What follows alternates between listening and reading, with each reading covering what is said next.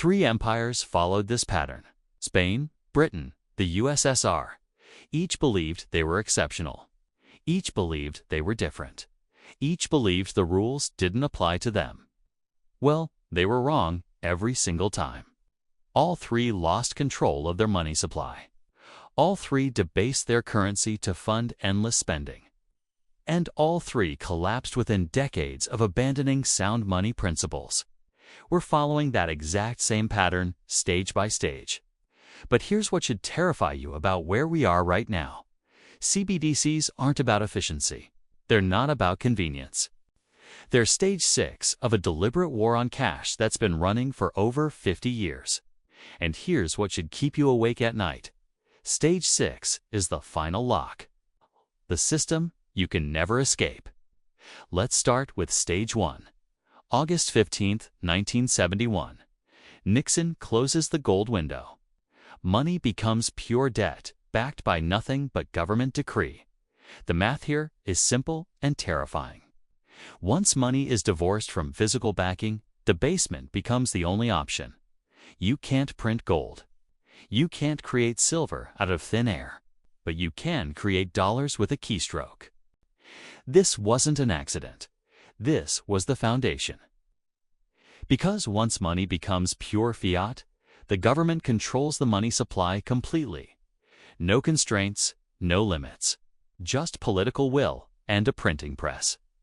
Rome did the exact same thing with the denarius, started at 98% silver.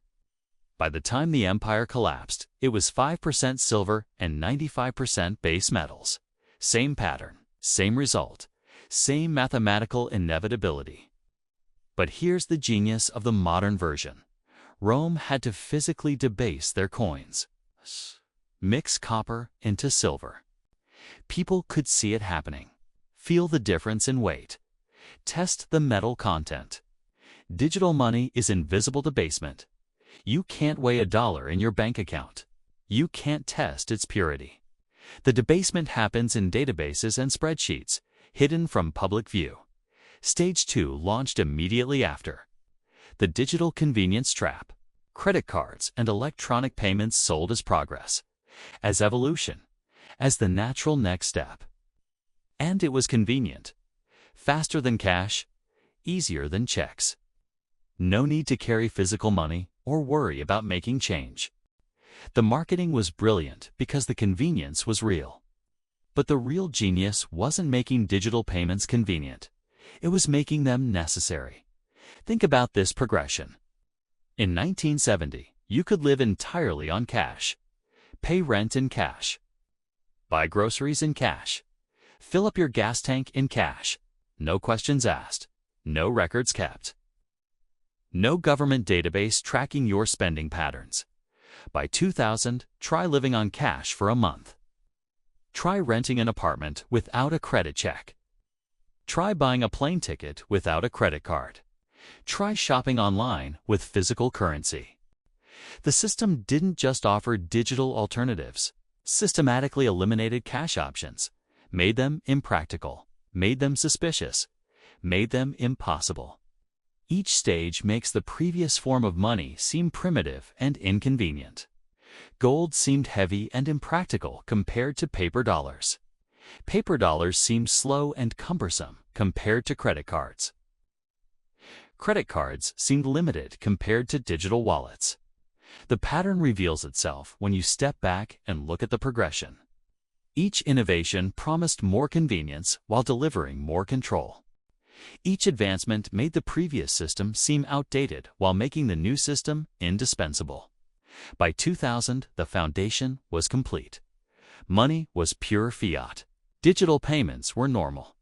Cash was becoming inconvenient. The infrastructure for total financial control was in place, but the system still had a fatal flaw. You could still use cash. You could still transact outside the digital grid. You could still maintain some financial privacy. The next stages would eliminate those options one by one until escape became impossible. Stage 3 revealed the true power of the digital financial system, the SWIFT weapon. The Society for Worldwide Interbank Financial Telecommunication became the most powerful enforcement tool in human history. Here's how it works. Every international wire transfer goes through SWIFT. Every cross-border payment. Every currency exchange between banks. Cut a country off from SWIFT, and you cut them off from the global economy instantly. No invasion required. No bombs dropped. No troops deployed. Just a few keystrokes in Brussels, and entire nations become financial pariahs. Iran learned this lesson in 2012. Russia learned it in 2022. One day you're trading freely with the world. The next day, your banks can't process international payments. Your importers can't pay for goods. Your exporters can't receive payments. Economic strangulation through database entries. But here's the precedent that should terrify you. If they can cut off entire nations with nuclear weapons and standing armies, they can cut off anyone, any business, any individual, any organization that steps out of line. The Canadian truckers learned this in 2022. Peaceful protesters had their bank accounts frozen without court orders, without due process, without warning. The government simply sent a list of names to the banks, and those people became financial non-persons overnight. Financial sanctions replaced military action as the preferred method of enforcement. Why invade when you can simply delete someone from the banking system? Why occupy territory when you can occupy balance sheets? The mathematical truth is simple. Once all money flows through a centralized system, that system becomes a weapon. Every transaction becomes leverage. Every account becomes a hostage. Stage 4 launched the psychological operation. The systematic demonization of physical money. The cash criminalization campaign. The messaging was relentless and coordinated. Cash is what drug dealers use. Cash is what terrorists prefer. Cash is how tax evaders hide their income. Cash is suspicious. Cash is dangerous. Cash is criminal. Think about how this narrative took hold. In 1990, paying cash for a car was normal. By 2010, paying cash for a car triggered federal reporting requirements and suspicious activity reports. The same transaction. The same legal tender. But now it's treated as evidence of criminal activity. The media amplified every story about cash being used in crimes while ignoring the trillions of dollars in digital fraud, money laundering, and financial manipulation happening through the banking system. The narrative became accepted wisdom through repetition, not evidence. Only criminals use cash became the default assumption. Law-abiding citizens have nothing to hide, so they should welcome digital tracking. If you prefer cash, you must be up to something illegal. But here's the mathematical truth they don't want you to see. Cash transactions can't be tracked, can't be taxed retroactively, can't be reversed by government decree, can't be frozen during political emergencies, can't be programmed to expire or restricted to certain purchases. Cash represents financial freedom, the ability to transact privately, the right to spend your own money without government approval or corporate surveillance. The demonization campaign wasn't about fighting crime. It was about eliminating the last refuge of financial privacy, making cash seem dirty, suspicious, and socially unacceptable. By 2015, the psychological conditioning was complete. Most people voluntarily avoided large cash transactions to avoid suspicion. They self-policed their own financial behavior to stay within acceptable parameters. The system had trained people to view their own financial privacy as evidence of wrongdoing, to see government surveillance as protection rather than oppression, to prefer the convenience of digital tracking over the freedom of anonymous transactions.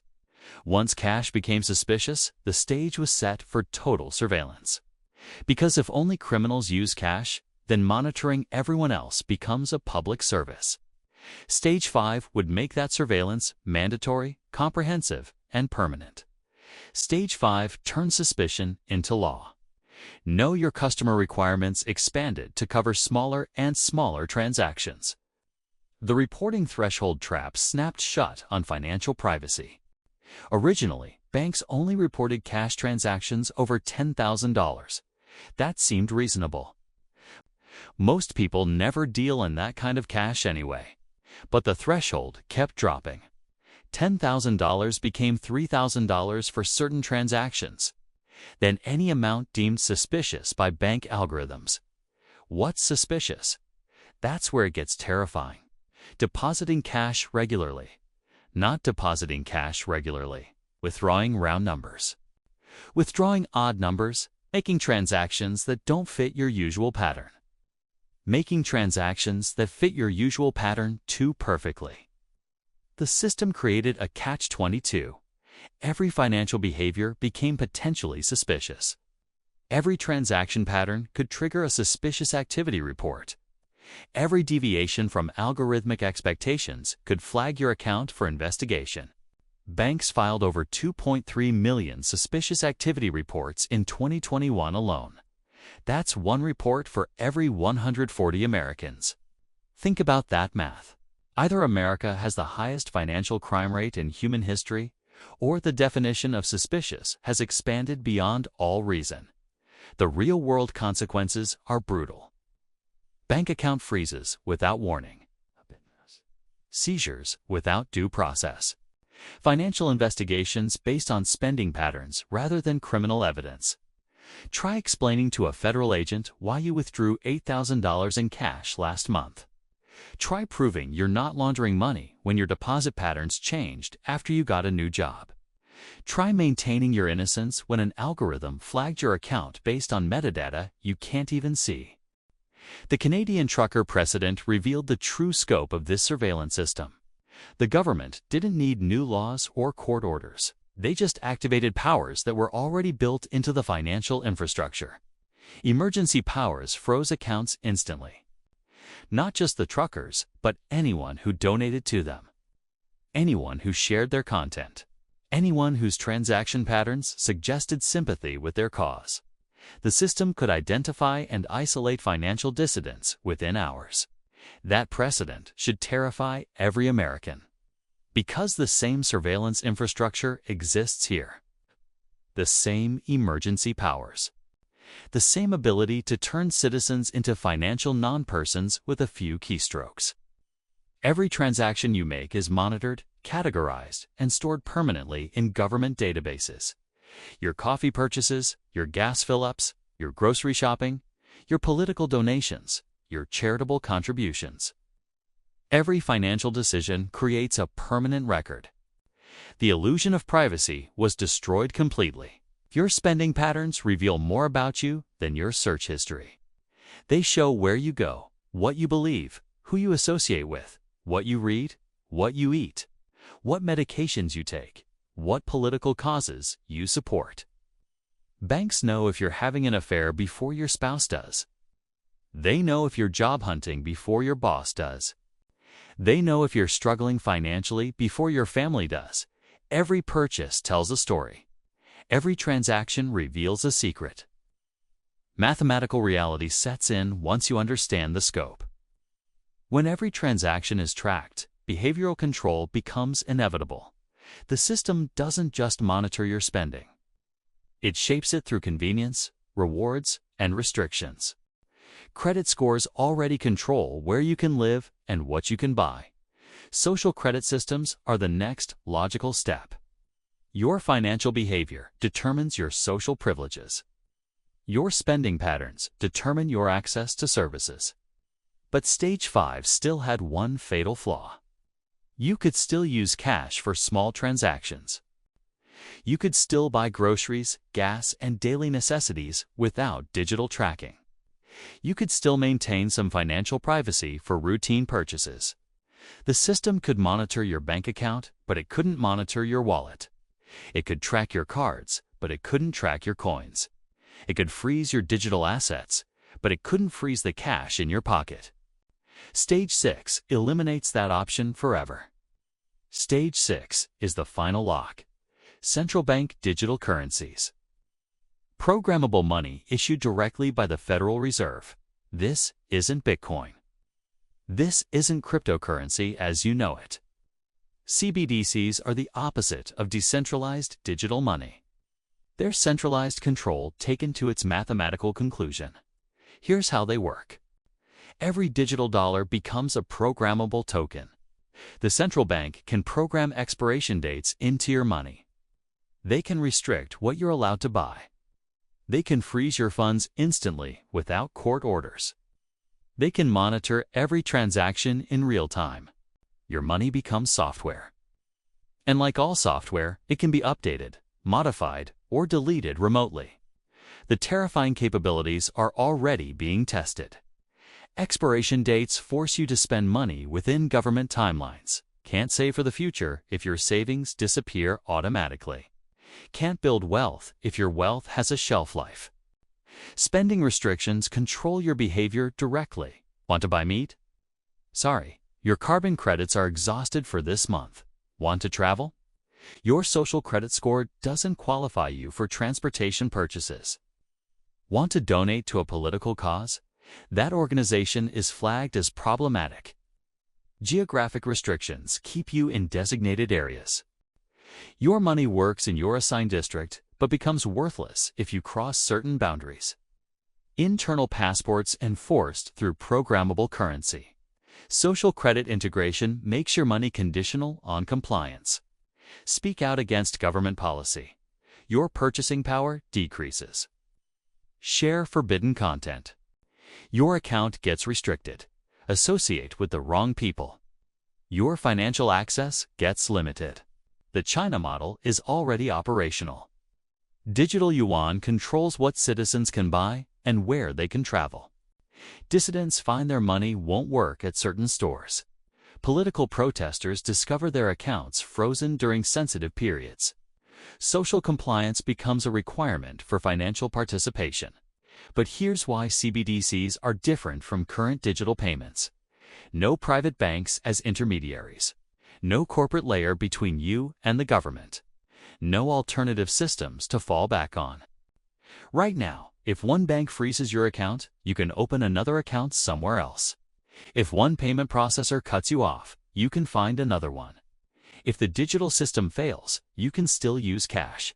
CBDCs eliminate all alternatives.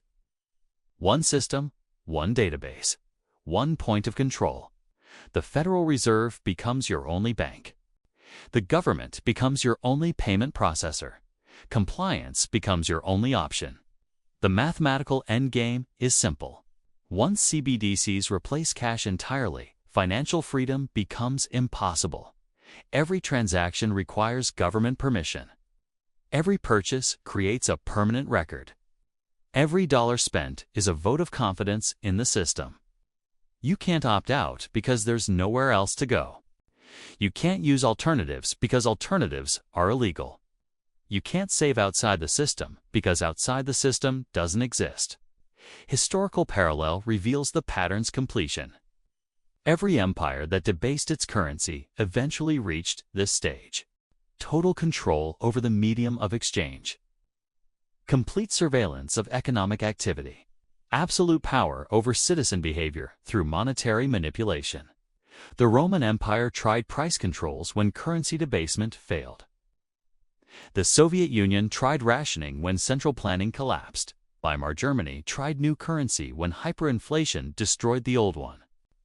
All of them failed because people could still use alternatives.